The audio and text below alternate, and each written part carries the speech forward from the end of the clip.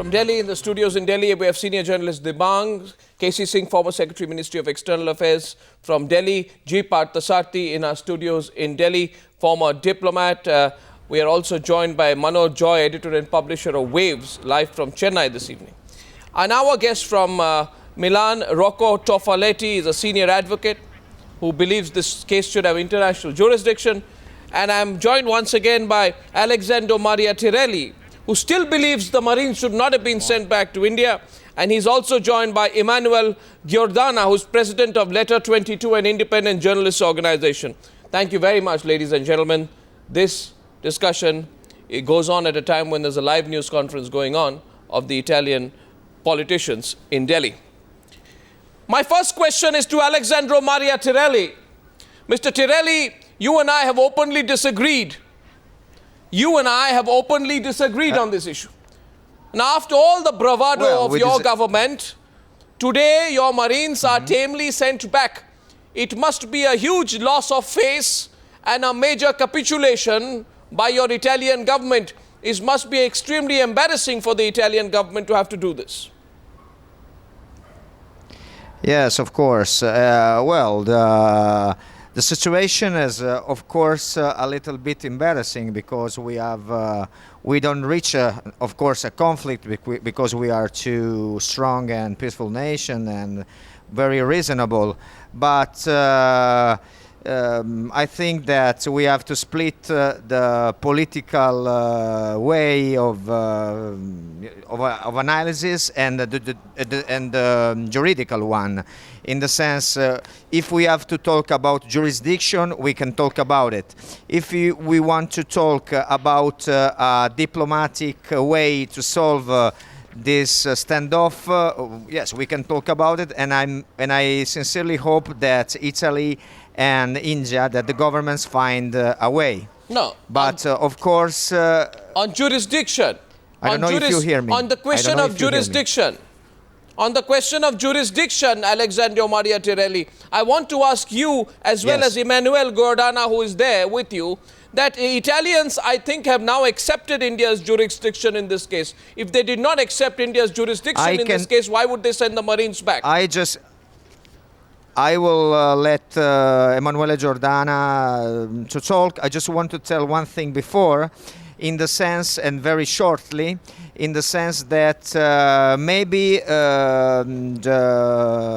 Italy didn't have a strong and fixed position at the first at the beginning of the story. They did not. And this is I agree. our blame, we can say. But in fact, I think that we can say that the two sources, the two laws, the two international laws that we must apply in this case, in this unfortunate case, these two are two treaties, the Montego Bay Convention and the IMO.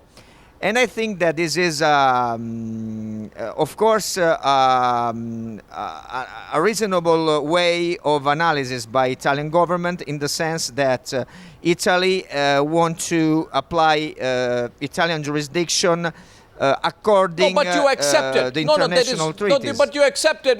Why would you already accepted Indian jurisdiction in this case? You have sent your Marines back because you have realized your mistake in trying to challenge Indian jurisdiction. I'd like to hear from Emanuele Giordana as well on this. Yes, I will let Mr. Giordana answer on the position. Let me say, first of all, that I think that the first Italian decision was completely wrong, the decision on 11 March. And I think the position now is the right position, to give back the Marines to India.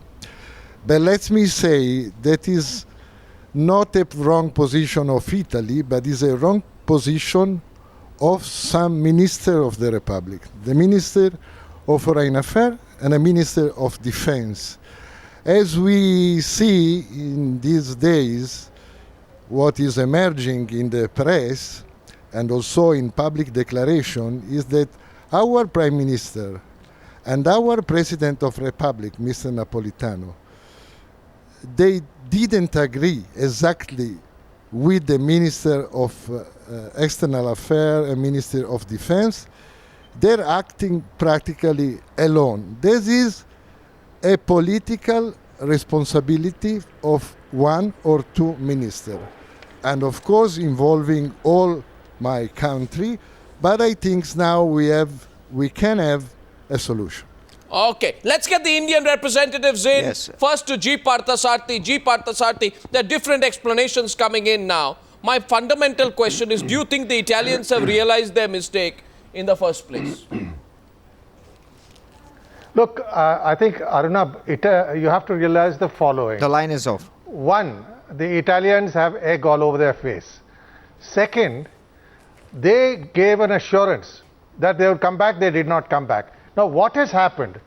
If you recall, when the Marines went back, whatever these Italians may say, they were welcomed back like conquering heroes by no less than the Prime Minister and the Defense Minister. That's true. Which was astonishing. Secondly, from what I gather, the Italians, there are serious differences in this within the cabinet. Yep. That is natural. Italians always quarrel with each other. But what I found astonishing was the statement by the Italian Deputy Foreign Minister here that he did not know that the death sentence would not be applicable in such a case. Firstly, there is a Supreme Court judgment that it is not applied except in the rarest of rare. Truly. The Italians had the best lawyer in the country, Harish Salve, representing them. Are they telling us that Mr. Salve did not advise them of these provisions? They knew. And the other point is, while they got support on their talk about diplomatic immunities from the European Union and others, they got no support from the European Union or from the US on the substance of the case. They told them settle it amicably with the Indians. Yeah. They can say anything right now. Yeah. They were isolated within Europe. They got egg on their face. And right now they have to make the best of what as a bad bargain. One little point, and I'm not a legal luminary, we are saying that the death penalty is not applicable in the rarest of the rare cases, except in the rarest of it. I'm not sure if the Supreme Court has very precisely defined it. If they have, then it's fine. No, the question here is, and I want to ask this question to Rocco Toffaletti, who is joining us from Milan. Mr. Toffaletti, the Italians say that they returned the Marines because the government of India told them the Marines will not receive the death penalty. However, how come Italians are not aware of the fact?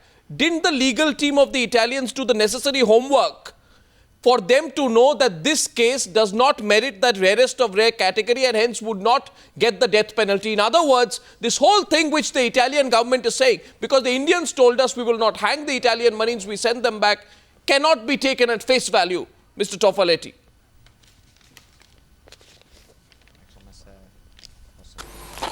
Good evening. Well, again, I guess that I believe that the Italians sent back the Mariners because they missed their obligation. In effect, the Mariners were sent back to Italy for elections for just a period of time, and they had to come back. Then, unfortunately, some wrongfully decisions have been taken in the wild, but what is clear to everybody that the Mariners are back, and so we missed our obligation. That's the fact that the Mariners are back, to my point of view, has nothing to do with the Italian recognition of an Indian jurisdiction, which is an open question to my point of view. That's my opinion. No, but why have they been returned then?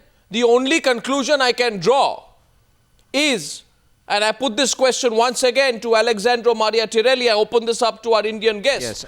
Mr. Tirelli, you see, the fact is this. If you allow me, just can I ask you a question, Mr. Tirelli, and then you answer? Claire, yes, of course you can ask me. My question to you is, Mr. Tirelli, Italian politicians used the Marines politically. They wanted to use the Marines while they were fighting an election, which is why 2 days before your election, these two people were brought back and the Prime Minister received them at the airport. In other words, your politicians used your Marines as political pawns. Now the elections are over, they have sent them back. It's a use and throw policy. of the Italian politicians. Sir, it's I'm very sorry because the line is awful and I can't hear you very good. But I imagine that you ask me which will be the position of Italian government, the politics in relation of the Marines. I want to tell you two things, if you allow me to say that. Number one, in Italy we are in a very particular changing moment, in the sense that we had an election now, and the political scenario in Italy now is very different from the scenario of 2 months ago. The lords, we can say, of politics now are different people. So, of course, we must wait a little bit to understand which will be the position of the new government in relation of Marines affair. I don't know. This is one no, that means, of the that means this the is Italian, one of the elements that we have to. Mr. Tirelli, that means you are admitting on an Indian TV channel that your government has no consistency, that you keep changing your position depending on which political party comes to power. KC Singh, I want KC Singh, Indian diplomat, to respond to what you're saying here today. Italy. Now, of course, Italy is one, and the political responsibility is not of one government, of the other governments. In the international law, Italy is Italy, period. No. But of course, a new government could give another kind of scenario to but you see, affair. Mr. No, one second. Number two, if you allow me to finish. Allow me to finish this point, then I will let you go on answers. We don't we can't forget that the two mariners are in front of a judge. That means that, you know, one thing is the government, the administration. Other thing is the judicial power, the judicial function. Yes. So I think that it will be very difficult that the judicial power let the new government or a government decide alone on the matter. Well, Mr. Tirelli, because the guys, the mariners, are in front of a judge. So they must Tirelli, I would like to, Mr. Tirelli, I would like to, I would like to believe you. Honestly, trust me. I would like to believe you. The people of India would like to believe you, but we cannot believe you because they were in front of a judge when they decided to run away from India illegally. KC Singh, let me get you in on this.